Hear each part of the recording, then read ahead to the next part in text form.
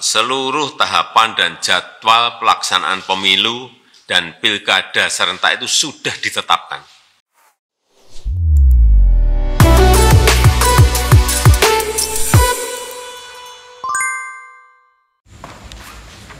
Presiden RI Joko Widodo memastikan tidak adanya skenario penundaan pemilu dan perpanjangan masa jabatan presiden. Pernyataan presiden ini disampaikan dalam rapat persiapan pemilu 2024 di Istana Negara Minggu 10 April 2022. Berikut pernyataan presiden dalam rilis yang dikirim oleh Biro Humas Kantor Staf Presiden atau KSP kepada Sergap Minggu 10 April 2022 sore.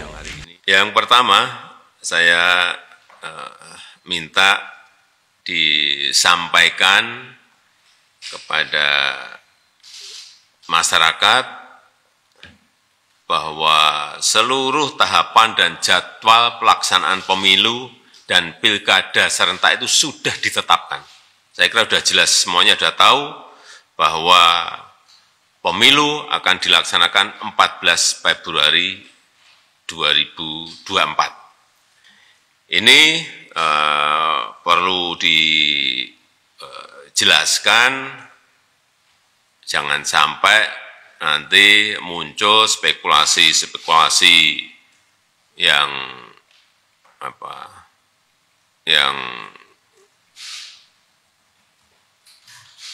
isunya beredar di masyarakat bahwa pemerintah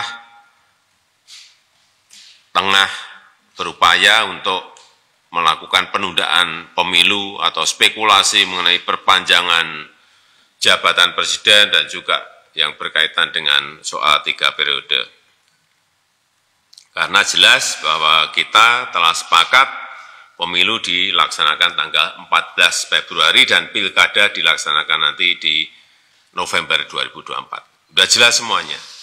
Dan dijelaskan sekalian bahwa tahapan pemilu itu sudah dimulai nanti di bulan Juni 2022, di pertengahan Juni 2022 sudah dimulai. Karena memang ketentuan undang-undangnya 20 bulan sebelum pemungutan suara.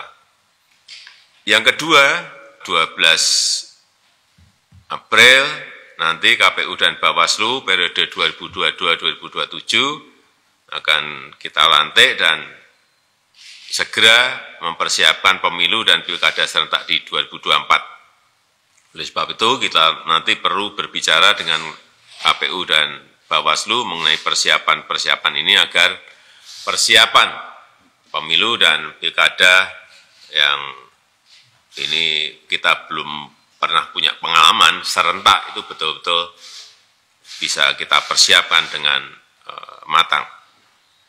Dan yang ketiga, ini agar segera dikejar juga penyelesaian payung hukum regulasi yang dibutuhkan untuk pemilu dan pilkada serentak 2024. Ini agar saya minta Pak Menko Polhukam komunikasi yang intens dengan DPR RI dan juga KPU sehingga perencanaan programnya ini bisa didetailkan lebih detail lagi dan sehingga regulasi yang ada, yang disusun ini tidak multitafsir dan nanti bisa menimbulkan perselisihan di lapangan. Yang keempat, yang ini juga segera harus diputuskan mengenai alokasi dana, baik dari APBN maupun APBD dalam rangka persiapan pemilu dan pilkada serentak 2024. Kemarin sudah disampaikan ke saya bahwa diperkirakan anggarannya sebesar 110,4 triliun. KPU dan Bawaslu. KPU-nya 76,6 triliun rupiah dan Bawaslu-nya 33,8 triliun rupiah. Ini saya minta didetailkan lagi, dihitung lagi, dikalkulasi lagi dengan baik dalam APBN maupun dalam APBD dan dipersiapkan secara bertahap. Yang kelima, kita juga harus menyiapkan pejabat gubernur, pejabat bupati, pejabat wali kota yang berakhir masa jabatannya di 2022 ini. Ada 101 daerah disiapkan, jadi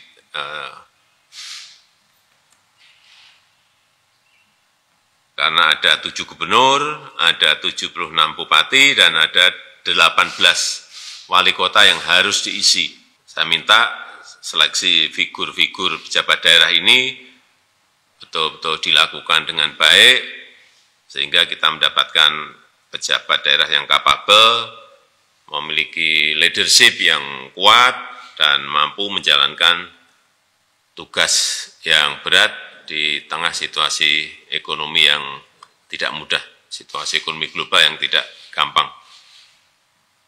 Agar nantinya penyiapan pemilu dan pilkada serentak tahun 2022 ini bisa berjalan dengan baik.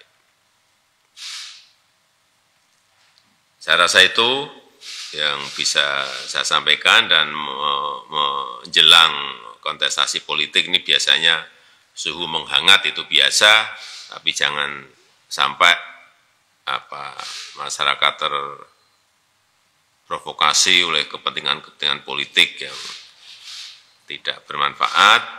Oleh sebab itu saya juga minta dilakukan edukasi, lakukan pendidikan politik yang masif kepada masyarakat, kepada para kontestan.